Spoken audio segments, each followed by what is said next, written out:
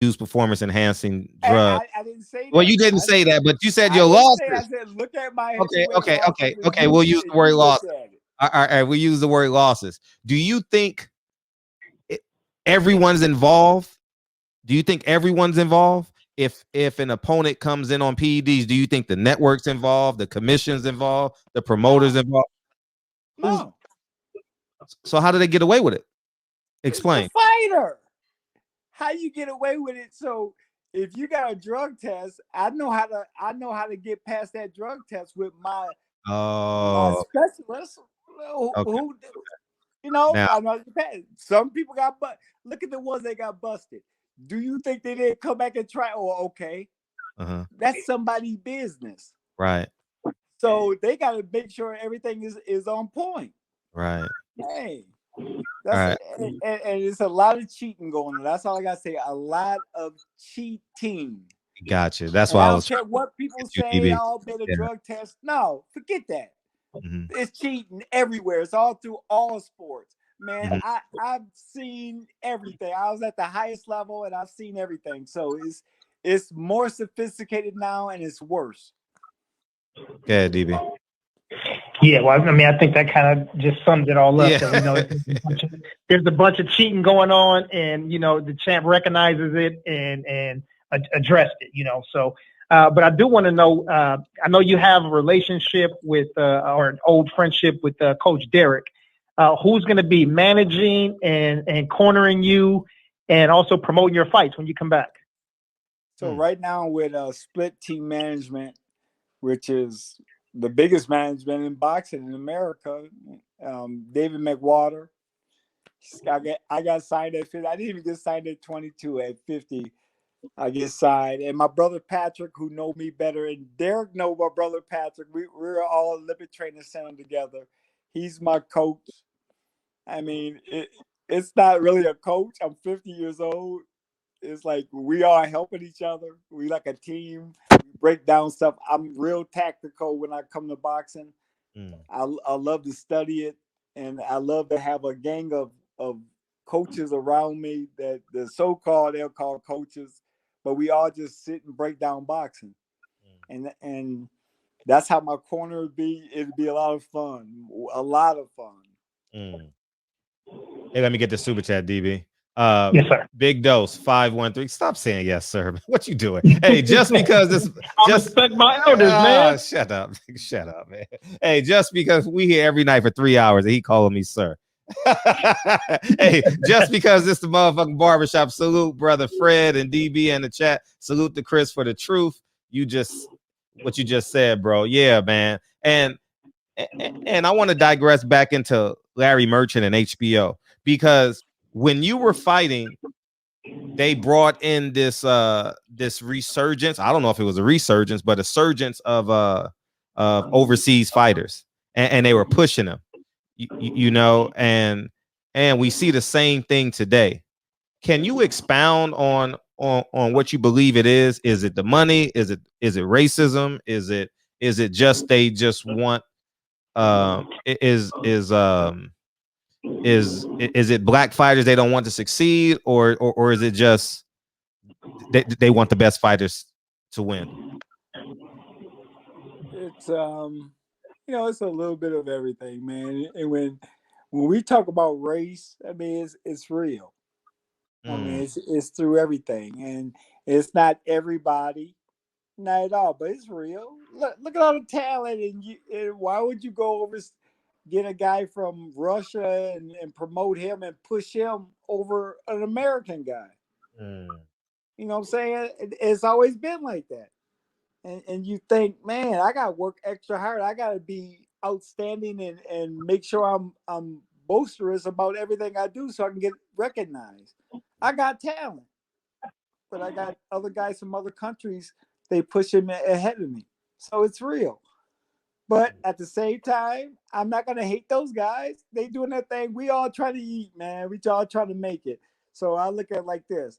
Hey, if I notice that's happening, I gotta step my game up to another level instead of complaining. I'm not complaining about nothing. It's one life. I'm trying to get it. And if I see that's a roadblock, I'm gonna go around that roadblock instead of complain. Forget mhm. that. I'm getting mine. Mhm. And it may be like that, but hey, so be it. It's been like that through our whole life. Mhm. Like I Right. told you, my mother and father picked cotton, and I Wow. take that serious, Mhm. because my mother grew up saying, "Why did they treat us like that? Why?" She had to die with bitterness. But Uh-huh. it was for us to have a better life. Wow. I'm having a great life, man. I can't complain. Stuff happened. Oh well, but I'm still living. I'm trying to get to the highest level, trying to motivate everybody to be like, stop complaining. Let's get it Wow. one life. You're gonna look Wow. up you're 100 years old. Get Wow. that. Wow. Let's get it, man. Hey, we got the potential to do anything in our one life, and we waste so much time. Mm. Oh man, I just want to get it, man. I want to win a world title and just I can't wait. What's Larry Merchant's problem? Because he had it with Floyd, he had it with you, Bernard. He called Bernard Hopkins.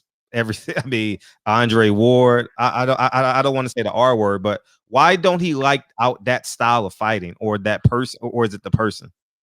Well, you know he was one of the manager of Joe Frazier. Mm-hmm. So what kind of fighter was Joe Frazier? Mm-hmm. Pressure. Puncher. Puncher pressure. Mm-hmm. And the one every guy you just listed, we're not punchers.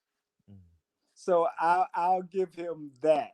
I'm not gonna go into the negative, and I just think he didn't like a guy that was cute in the ring. He called it cute and fancy, and we get away with this slick style or different style without punching.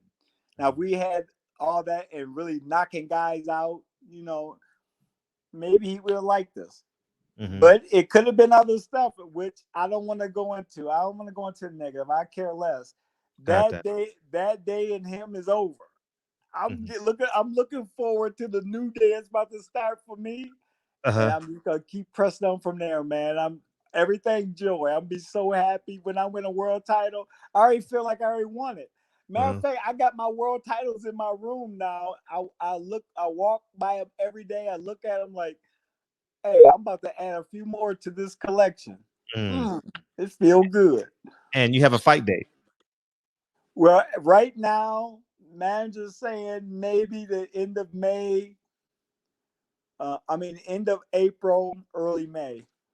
Right Mm. now, something big, something at a big arena, big. So I'm getting excited, but I'm training my butt off, sparring with the young guys, the old guys, just putting in work like crazy, like a young dude. So just trying to stay ready.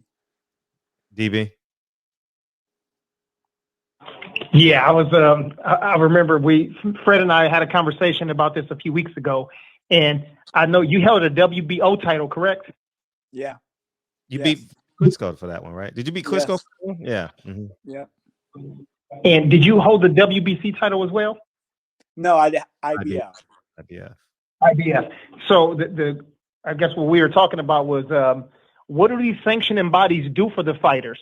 Like when you are a fighter, that's one thing. I'm pretty sure they do something. Can you tell us that? But also, post career, what do they do for fighters after they retire? Well, I won WBO and IBF title.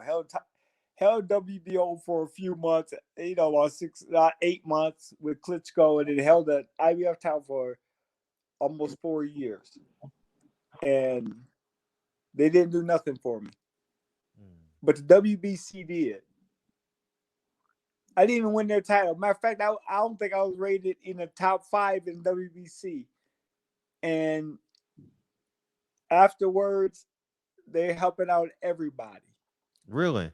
Elaborate on that, because they get a lot of. Everybody sent me money, anything you need. Wow. I said, when I come back, I will show them more love than anybody ever. Wow. Mauricio Sulaiman, shout out to him. Looking out for fighters that didn't even win a title in their sanction. But I didn't win a title with them. And what do you need? What? Wow. Can you elaborate?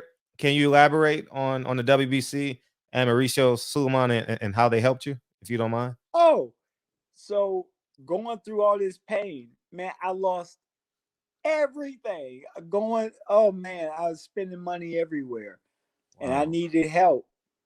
I just needed help, and they sent me money, and I'm thinking, wow, how can I repay them back? I mean, in my desperate time of need, nobody knew how bad I was, how off I was at that time. With my family in shambles, everything. I'm in so much pain, and they came through. Wow. Man, wow, words, man, can't even express how I feel, man. That boxing came through. What would you want to tell Mauricio? Because I'm gonna clip this up and send it to him. He was on the show about a month ago. What would you want to tell him? Oh man, I would send my love to him, and sure, man, I just tell him how much I'm so grateful and thankful for the WBC, not just for them helping me. A boxer told me about it. A boxer told me, said, "Man, they'll help you out." I said, "I Wow. didn't win a title I didn't win a WBC." They said they don't care.